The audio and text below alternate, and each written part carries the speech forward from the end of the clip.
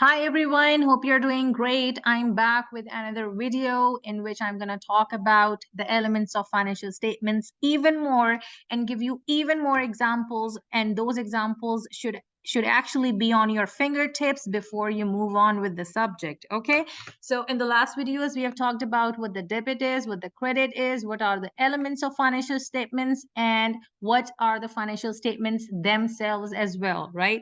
So this is actually the time to dig into the elements of financial statements even more so that we actually understand what those are, and so we can identify the correct element of financial statements when we are actually solving our problems from the book or from past papers, whatever. Okay, so the first element that we have is the asset. Okay, so asset is anything that's gonna either bring in the cash to your company or either it's gonna give you the benefit in future. Okay, so the term in future is actually very important when you try to describe the asset or liability, because it is actually linked with the future.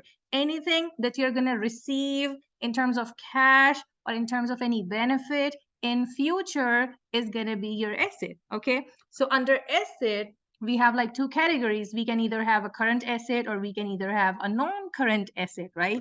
So the differences between these two categories is actually the time frame within which that asset is gonna bring in the cash or the benefit, right?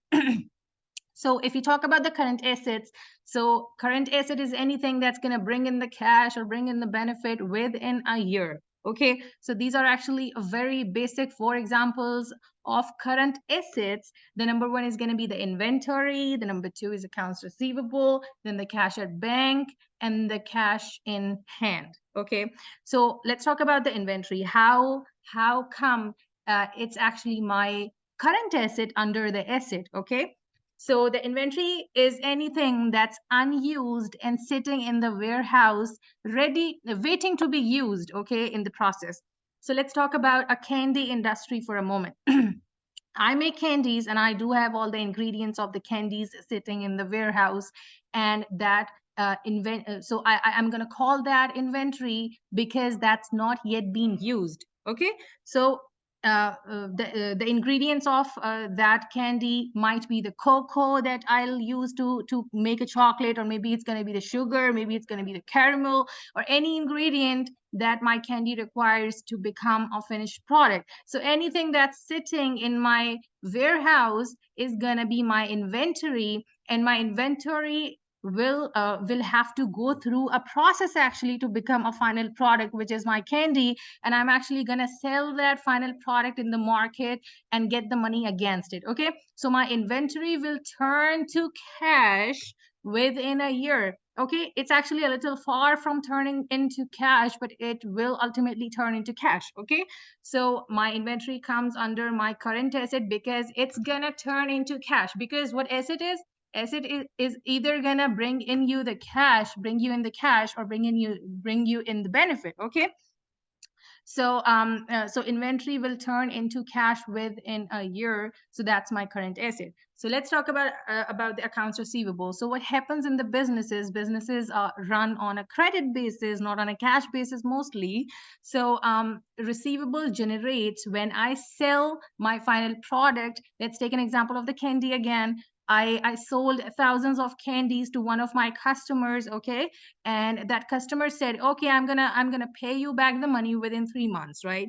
So for me, for my company, for my candy company, it has become an accounts receivable. That means there is some money that I have to receive from my customer, from that customer in future. Okay, so my accounts receivable will turn into cash one day, and that one day will come within a year, so that becomes my current asset. Okay,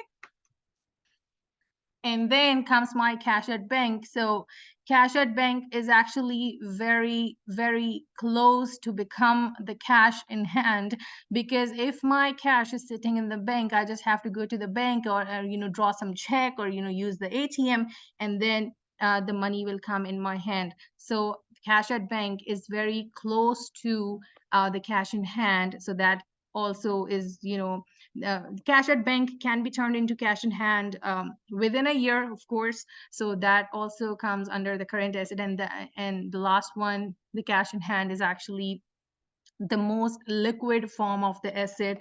The most liquid form of the asset means you can readily buy anything from the cash in hand. Okay, so that's the most liquid, that's the most useful, we can say. For the cash at bank, we have to go to the bank first, take the money out, and then use it. Okay, but cash in hand is actually very liquid, and we can readily buy anything, almost everything, from the cash in hand. So that also comes under my current asset. So one more example that I want to give you of the current asset is going to be the prepayments. Okay, so what happens in the prepayments? I have, for let's think about the Wi-Fi connection that we have at our office, at the office of the company.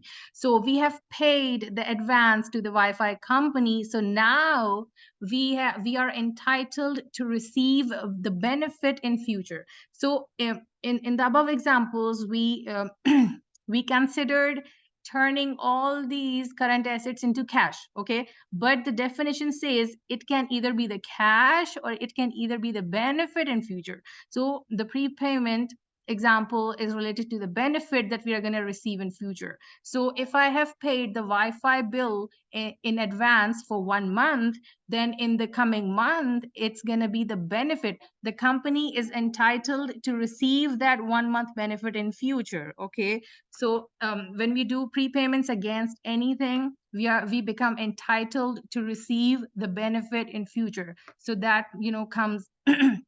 So now you should be clear with what the current assets are and what the asset itself is. Okay, it's either going to bring in you the cash or it's either going to bring in you the benefit in future.